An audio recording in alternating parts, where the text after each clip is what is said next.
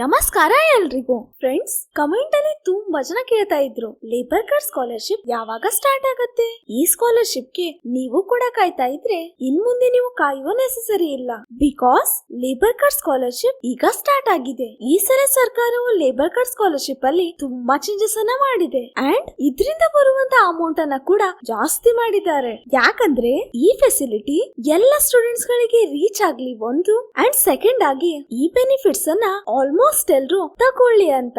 And in that same way ಇದರ related ಬಂದಿರುವಂತ ಇನ್ನೂ ಹಲವಾರು ಇನ್ಫಾರ್ಮೇಶನ್ ಗಳನ್ನ ನಾನ್ ನಿಮ್ಗೆ ಈ ವಿಡಿಯೋ ಮುಖಾಂತರ ತಿಳಿಸ್ತೀನಿ. ಸೊ ಹಾಗಾಗಿ ಯಾರು ವಿಡಿಯೋನ ಸ್ಕಿಪ್ ಮಾಡ್ದೇನೆ ನೋಡಿ. ಇನ್ ಕೇಸ್ ವಿಡಿಯೋ ನಿಮ್ಗೆ ಯೂಸ್ಫುಲ್ ಅಂತ ಅನ್ಸಿದ್ರೆ ಮಾತ್ರ ವಿಡಿಯೋಗೆ ಲೈಕ್ ಮಾಡಿ, ನಮ್ ಚಾನೆಲ್ ನ ಸಬ್ಸ್ಕ್ರೈಬ್ ಮಾಡಿ ಸಪೋರ್ಟ್ ಮಾಡಿ.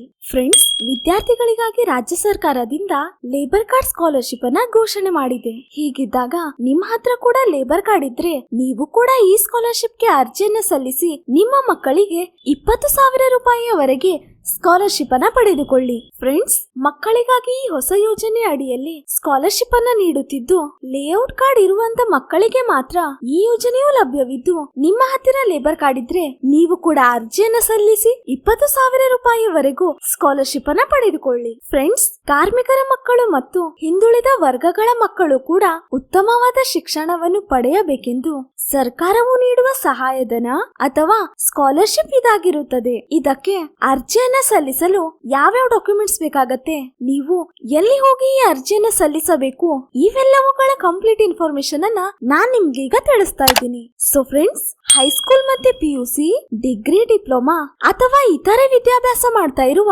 ಎಲ್ಲ ಸ್ಟೂಡೆಂಟ್ಸ್ ಗಳು ಕೂಡ ಈ ಸ್ಕಾಲರ್ಶಿಪ್ ಗೆ ಎಲಿಜಿಬಲ್ ಇದ್ದು, ಮೇನ್ ಆಗಿ ನಿಮ್ಮ ಹತ್ರ ಲೇಬರ್ ಕಾರ್ಡ್ ಇದ್ರೆ ಮಾತ್ರ ನೀವು 100% ಆಗಿ ಈ ಸ್ಕಾಲರ್ಶಿಪ್ ಗೆ ಎಲಿಜಿಬಲ್ ಅಂತಾನೆ ಹೇಳ್ಬೋದು. ಹಾಗಾದ್ರೆ ಫ್ರೆಂಡ್ಸ್, ಈ ಸ್ಕಾಲರ್ಶಿಪ್ ಗೆ ನೀವು ಕೂಡ ಅಪ್ಲೈ ಮಾಡ್ಬೇಕಂತ ಇದ್ರೆ ಯಾವ್ಯಾವ ಡಾಕ್ಯುಮೆಂಟ್ಸ್ ಬೇಕಾಗತ್ತೆ ಅಂತ ನೀವು ಥಿಂಕ್ ಮಾಡ್ತಾ ಇದ್ದೀರಾ?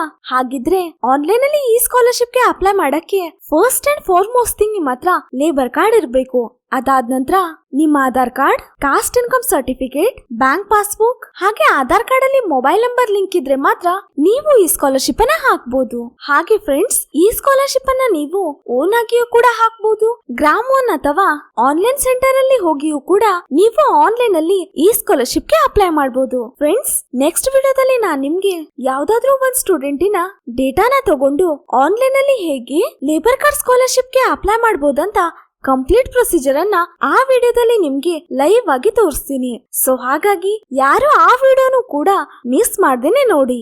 ಐ ಹೋಪ್ ಫ್ರೆಂಡ್ಸ್ ಈ ವಿಡಿಯೋ ನಿಮ್ಗೆ ಯೂಸ್ಫುಲ್ ಆಗಿದೆ ಅಂತ ಅನ್ಕೊಳ್ತೀನಿ. ಇನ್ ಕೇಸ್ ಈ ವಿಡಿಯೋ ನಿಮ್ಗೆ ಯೂಸ್ಫುಲ್ ಅಂತ ಅನ್ಸಿದ್ರೆ ವಿಡಿಯೋಗೆ ಲೈಕ್ ಮಾಡಿ, ನಮ್ ಚಾನೆಲ್ ನ ಸಬ್ಸ್ಕ್ರೈಬ್ ಮಾಡಿ, ನೋಟಿಫಿಕೇಶನ್ ಬೆಲ್ ಮೇಲೆ ಕ್ಲಿಕ್ ಮಾಡಿ, ನೀವು ಫ್ರೆಂಡ್ಸ್ ಮತ್ತೆ ಫ್ಯಾಮಿಲಿಯಲ್ಲಿ ಶೇರ್ ಮಾಡೋದನ್ನ ಮರಿಬೇಡಿ. ಹಾಗೆ ಇನ್ ಕೇಸ್ ಏನಾದ್ರೂ ಡೌಟ್ಸ್ ಇದ್ರೆ ಪ್ಲೀಸ್ ನಂಗೆ ಕಮೆಂಟ್ ಬಾಕ್ಸ್ ಅಲ್ಲಿ ಕಮೆಂಟ್ ಮಾಡಿ ಆ ನಿಮ್ ಡೌಟ್ಸ್ ಅನ್ನ ಕ್ಲಾರಿಫೈ ಮಾಡ್ಕೊಳ್ಳಿ.